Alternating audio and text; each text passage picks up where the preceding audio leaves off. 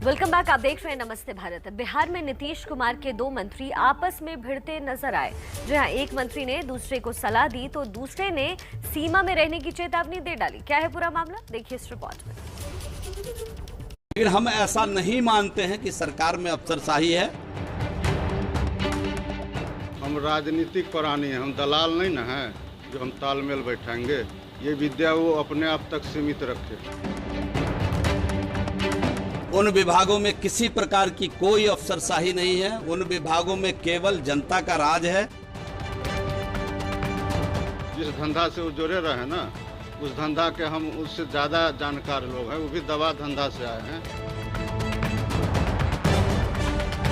नीतीश के दो मंत्रियों के बीच चल रही जुबानी जंग से सूबे का सियासी पारा चढ़ गया है। मामला समाज कल्याण मंत्री मदन सहनी के इस्तीफे के ऐलान से जुड़ा है।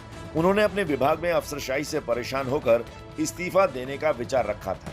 इस पर जब श्रम संसाधन मंत्री जीवेश मिश्रा से प्रतिक्रिया ली गई तो उन्होंने कहा कि अफसरशाही की कोई समस्या नहीं। हम समय माननीय मुख्यमंत्री जी के नेतृत्व में, माननीय उप मुख्यमंत्री जी के नेतृत्व में जिन विभागों को संभालने का दायित्व तो मुझे मिला है, उन विभागों में किसी प्रकार की कोई अफसरशाही नहीं है। उन विभागों में केवल जनता का राज है।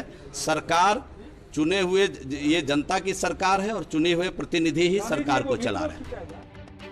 मंत्री जी की ये सलाह मदन सहनी को रास नहीं आई।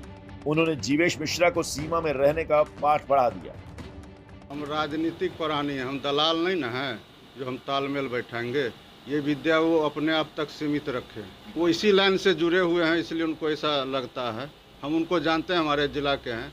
जिस धंधा से वो जुड़े रहे ना, उस धंधा के हम उससे ज़्यादा जानकार लोग हैं। वो भी दवा धंधा से आए हैं। उनको अपना सीमा में रहना चाहिए।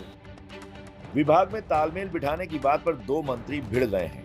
अब सूबे के मुखिया नीतीश कुमार पर इन दोनों मंत्रियों के बीच तालमेल बिठाने की चुनौती है।